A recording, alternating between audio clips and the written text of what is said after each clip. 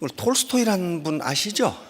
전쟁과 평화, 안나 까리니나를 썼던 그분이 인생록에서 이런 말을 해놨어요. 당신에게 가장 중요한 때는 언제인가? 언제라고 그랬어요? 네, 지금이다, 현재다. 당신에게 가장 중요한 사람은 누구인가? 네, 당신이 지금 만나고 있는 사람. 그러니까 저에게 있어서 가장 중요한 분들은 여러분들이고, 여러분들에게서 가장 중요한 사람은 이 시간은 저예요. 그리고 당신에게 있어서 가장 중요한 일은 무엇인가? 지금 당신이 하고 있는 일.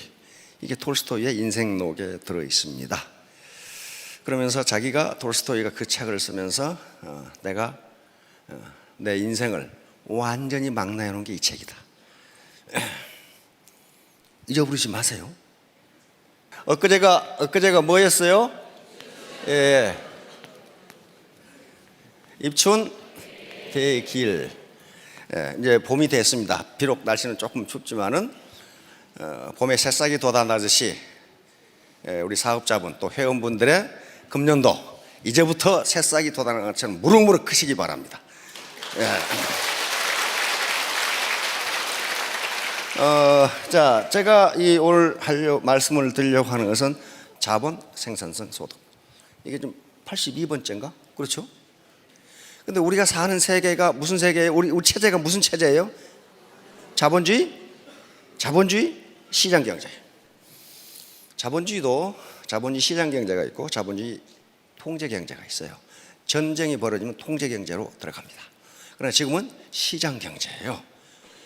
그러니까 현재 내 삶이 불만족스럽다면 부모 원망할 것도 없고 사회 원망할 것도 없고 국가 원망할 것도 없어요. 나한테 뭐가 부족하구나. 뭐가 부족해요? 자본이 부족하구나. 자본이 부족하면요, 죽었다가 까무러치는 수가 있어도 잘 살지 못해요. 왜? 자본주의 시장 경제잖아요. 자본이 생산을 한다고, 자본이. 근데 가장 중요한 것은 이제 인적 자본인데, 다행히 우리나라는 굉장히 빠른 속도로 세계의 역사의 흐름과 같이 하고 있어요. 지식정보화 시대로 들어가 버렸어요. 지식정보화 시대라는 것은 지식과 정보가 무엇이 되는 것이다? 생산 요소, 돈이 되는 것이다. 공장 아무리 큰 것 가지고 있어도 안 된다 이거야. 이제 안 돼. 지식과 정보가 들어가지 않으면 돈이 안 된다 이거야. 그게 지식 정보화 시대예요. 지금 우리가 그 시대를 살고 있는 게 다행히 그런데 애터미 정보라는 걸 알았다고요. 정보는 공짜가 아닙니다. 네버 절대로 공짜가 아니에요. 근데 이 사회, 다음 사회, 지식 정보화 사회에서 지금 우리는 어떤 사회로 가고 있냐면은 미래학자들이 드림 소사이어티, 꿈의 사회로 가고 있다고 그럽니다. 드림 소사이어티에서 가장 중요한 게 뭐냐면은 이미지예요. 당신의 매력이라고. 매력이 가장 중요한 생산자거지. 뭐라고 그랬어요? 매력. 이 양반요, 노벨상 받은 분이에요. 노벨 경제학상을 받았는데 전공은 심리학이에요. 심리학자로서 인간이 의사결정을 어떻게 하는가를 연구해서 노벨상을 받았어요. 자, 섬김 리더십. 이게 이제 매력의 기본이에요. 처음 오신 분이나 또는 얼마 됐더라도 리더십이라는 말이 굉장히 생소할 수가 있어요. 내가 무슨 리더인가? 내가 누구를 끌고 가지? 그런데 모든 인간은 근본적으로 리더입니다. 그리고 애터미 사업자 각각은 전부 리더가 되지 않으면요, 성공 못해요. 지금까지 산업화 시대까지 리더십은 권위주의적 리더십이었어요. 리더가 폴로미, 나를 따르라. 너 그렇게 해. 너 왜 그렇게 하냐? 이렇게 했어요. 근데 그 리더십이 나쁜 게 아니에요. 아니야. 그 시대에 맞아, 그것이. 중우장대한 대량 생산 시대에는 컨베이어 시스템으로 일렬 횡대로 씌워놓고 기계적으로 일을 해야 생산성이 높아. 그런데 지금 지식정보화 시대에는 그렇게 일해가지고는 물건이 한 개도 안 팔려. 개성의 시대가 온 거예요. 개성의 시대가. 이때 가장 필요한 게 섬김 리더십이에요. 서번트 리더십이라고 하는데, 리더가 권위주의적으로 지시하고 명령하고 나를 따르라 하는 것이 아니라 같이 갑시다. 어떻게 할까요? 이거란 말이에요. 그러면 이 섬김 리더십은요, 그러니까 파트너를 어떻게 섬기고 지원하고 후원해 주란 말이에요. 그렇게 한 게 섬김 리더십이에요. 자, 그러면 이 사람이 서번트 리더십이라는 책을 저술한 거야. 그런데 이 사람이 어디서 그 아이디어를 얻었느냐? 요 헤르만 헤세의 소설을 읽고 서번트 리더십이라는 걸 아이디어를 번쩍하고 얻었어요. 여기에 동방으로 여행, 헤르만 헤세 있죠? The Journey to the East, 동방으로 여행에서 여기에 레오라는 인물이 나오는데, 여행 집단 중에, 단체 중에 레오라는 인물이 나오는, 레오는 그 단체 하인이야, 하인. 쑥 동방으로 그 무리가 가는데 어느 날 갑자기 레오가 없어졌어. 없어졌는데 없어진 뒤부터 조직이 아주 엉망진창이야. 일이 되는 일이 없어. 되는 일이 없어. 그때서 그러고 결국 해체됐어. 동방으로 여행을 못하고. 그래서 나중에 그 레오라는 사람이 어떤 사람인가 하고 한 사람이 찾아 나섰어. 몇 년 만에 찾았는데 자기들이 여행을 할 수 있도록 도와준 큰 교단의 리더야. 그 사람이 거기서 하인으로 허드렛 일을 하고 있었다고. 그러니까 그 사람은 겉에 나타나서 나를 따라 안 했지만은 그 전체를 이끌고 가는 리더였다. 그 말이에요. 거기서 아이디어를 얻은 거예요. 이 사람이. 아, 이제 앞으로 시대는 이렇게 돼야 된다. 근데 그 당시는 냉전이 한참 진행되고 기업 간에 치열한 경쟁이 진행되는 시기이기 때문에 별로 관심을 얻지 못했어. 근데 20년 후에 그 책이 나온 거예요. 모든 기업이 지금은 기업 워크숍에서 서번트 리더십을 토의 주제로 하고 있다. 그럼 왜 그 시대가 서번트 리더십에서 레오 같은 역할, 그게 중요한데 왜 그렇게 바뀌었을까? 20년 전에 그린리프가 얘기할 때는 아무도 말을 안 듣다가 20년 후에 갑자기 이거 봐라, 이거 해야 되겠네, 바뀌었을까? 시대가 바뀐 거예요. 시대가 1970년대 후반에는 그때만 하나도 산업화 시대예요. 그러나 미국 내부에서는 1970년대부터 지식정보화 시대로 가고 있었어요. 그래서 그린리프는 이걸 발표한 거예요. 그러나 기업은 아직 못 따라왔어. 그러다가 시대가 바뀐 거예요. 다시 말하면 지식정보화 시대가 되니까 컴퓨터와 인터넷 그리고 SNS의 발전으로 리더가 정보 독점을 못하게 돼. 다 알아. 그 사람 아는 건 나도 알아. 그 사람 아는 건 나도 알아. 그러니까 리더가 정보 독점을 못해. 정보 독점을 하는 자가 권력을 갖습니다. 부하들은 모르는데 나는 알아. 그럼 어때요? 그 리더의 말을 따르지 않을 수가 없어요. 근데 지금 다 알아. 자, 시대가 이렇게 되니까 리더가 나를 따르라 해가지고는 안 따른다. 그런 말이에요. 설득하지 않고는 안 따라간다는 거예요. 그래서 이 시대가 된 거예요, 이제. 자, 그러면 어떻게 섬기는데 그 사람이 리더냐 하는 거예요. 섬기는데 이 세 가지 조건 때문에 그렇습니다. 섬기지만은 리더라는 역할을 하는 사람은 뭘 제시해야 된다고요? 비전을 제시해야 돼. 지금 우리는 뭘 해야 되냐? 이걸 제시하지 않고 어떻게 할까요? 그래, 열심히 해봐. 그 비전이 없잖아요. 이 섬기면서도 비전을 제시해 주는 역할을 하기 때문에 리더다. 그런 말이에요. 리더. 두 번째, 조정자. 사람이 모이면요, 가치관이 전부 달라. 취미가 다 달라. 그러니까 반드시 갈등이 있어. 특히 애터미는 진입 장벽이 없어요. 그냥 들어오는 거예요. 그리고 유지비도 없어. 그러니까 어때요? 쉽게 말하면 5만 가지 사람이 다 들어와. 그러면 그 파트너와 파트너, 내 가족 라인과 형제 라인 간의 갈등을 누가 조정을 해야 되냐 말이에요. 이 리더가 조정을, 코어디네이터 역할을 해줘야 돼요. 그렇죠? 안 그러면 갈등이 일어나.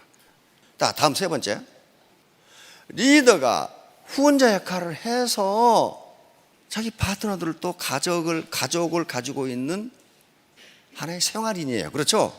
맨날 일만 할 수는 없어. 그러니까 일과 생활이 균형을 이룰 수 있도록 스폰서십을 제공해 줘야 돼. 이런 역할을 하기 때문에 섬기면서도 리더예요. 섬기면서도 리더라고요. 이거 아무나 할 수 있는 게 아니에요. 가슴 폭이 넓어야 돼. 그러면 이분이 레리 스피어스라는 분인데, 그래서 이분이 섬김 리더십의 특징은 무엇인가 하는 것을 10가지로 요약해서 발표를 했어. 뭐라고 그랬어요? 야, 경청이 탁 나오잖아요. 경청. 섬김 리더가 되는 것 중에 가장 중요한 게 뭐다? 경청이다. 남의 말을 들어라. 자, 다음 공감. 파트너의 어려움, 파트너의 아픔, 이것에 공감을 표시해야 돼요. 공감을 표시하고 그걸 지원해 주려고 노력해야 돼. 파트너가 스폰서님, 제 어머니가 XX암에 걸렸어요. 그러면 보통 인간은 어떻게 해요? 깜짝 놀래가지고, 아니 지금 어디 병원에 계세요? 돈을 많이 못 드리지만 10만 원이라도 치료비 보태 쓰세요 하고 들을 수 있죠. 그런데 마이 동풍이야. 그거하고 나하고 무슨 상관이 있어요? 상관이 있어요. 상관이 있다고요. 그 칸나는 말 한마디가 사람의 마음을 끌어당긴단 말이에요. 끌어당겨. 다음 치유, 힐링.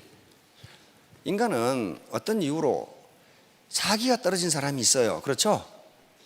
사람이 사는데 그거 없겠어요? 사기가 떨어지거나 막 노력하는데 파트너가 늘지 않거나 힘 빠지죠. 이런 경우에 리더의 위치에 있는 사람은 개인적인 문제, 가정적인 문제를 어떻게 하면 치유해서 정상 상태로 돌릴 것인가는 신경을 쓰라는 거예요. 이게 리더예요. 이게 리더라고요. 지가 그러든가 말든가 나하고 무슨 상관이 있어. 그래 버리면 그 리더가 아니라는 거예요. 자, 다음. 이것은 이게 섬김 리더십이지만은 그 사람이 리더인 것은 환경의 변화를 파트너보다 더 신경을 가지고 먼저 알아내야 된다는 거예요. 이 세상이 어디로 흘러갈 것이다. 그러면 나는 이 파트너를 데리고 어떻게 갈 것인가를 미리 알아야 돼요. 알아. 옛날 어르신들 우리 속담이 알아야 면장한단 말 있죠. 알아야 돼. 알아. 먼저 알아. 그것도 먼저 알아야 돼. 뒷북치면 안 돼. 먼저 알아야 돼요. 먼저. 그래서 만약에 자기 스폰서가 환경의 변화를 인지하지 못하면 그 라인은 안 커요. 안 커. 설득. 이게 섬김 리더십의 가장 중요한 특징 중에 하나입니다. 권위주의적 리더는 나를 따르라야. 그렇죠? 안 따라오면 끌고 가면 돼. 그러나 섬김 리더십은 그렇게 해서는 리더십 발휘가 안 된다는 거예요. 왜? 마음으로 승복을 안 해. 안 따라가. 그래서 반드시 설득을 통해서 공감을 얻고 그리고 나에게 승복하도록 만들지 않으면 리더십이 발휘 안 된다는 게 섬김 리더십의 특징 중에 하나입니다. 이게 무슨 소리냐면은 이 세상은요 엄청 복잡해요. 그러니까 개념화는 뭐냐면 이 복잡한 현상을 내가 파트너들에게 어떻게 설명해 줄 거냐는 거야.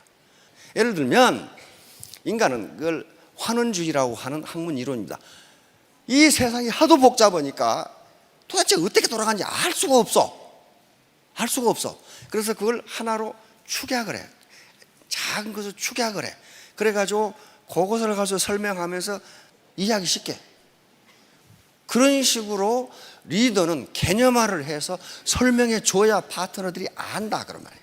간단하게 설명할 수 있도록 훈련을 해야 된다. 자, 다음 성견지명.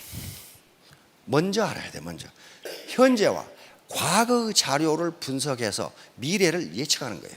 역사의 흐름, 경제의 흐름, 현재의 상황, 기술 발전 속도를 보니까 미래 20년 후는 이렇게 된다. 이렇게 얘기하는 거예요. 리더가 이 역할을 못 해주면 리더가 아니잖아요. 그렇죠?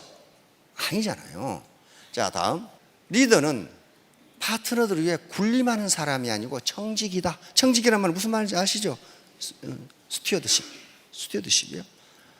다시 말하면 재산 관리인이다 그런 말이에요. 내가 내 라인이 청직이다. 그러니까 내가 내 라인을 평소에 건전하게 관리하고 있다가 파트너들이 성공하고 사회에 더 큰 이익이 되도록 필요할 때는 언제나 그걸 갖다 쓴다. 그게 청직이에요. 청지기가 그러니까 그 청 안에 들어있는 재산의 주인이 아니라 뭐라는 거예요? 관리인이다. 관리. 이게 서번트 리더십의 핵심이다. 그래서 파트너의 성장을 위한 헌신. 그러니까 이 서번트 리더십도 다단계를 생각하고 만들어 놓은 것 같은 기분이 자꾸 들어. 이거 왜 이 서번트 리더십, 성김 리더십이 우리 애터미가 딱 맞다고 그랬냐면은 우리 사운회가 그게 결정이 돼 있어요. 영혼을 어떻게? 소중히 여기며 생각을 경영한다. 믿음에 굳게 서며 겸손히 섬긴다. 겸손히 섬기는 거예요. 인간으로서의 존엄성은 같다고 인정해 주는 거야. 그러므로 나는, 리더는 이 인간을 성장시켜야 된다. 성장. 어떻게? 정신적으로 성장시켜주고, 여기 나와 있죠. 어떻게?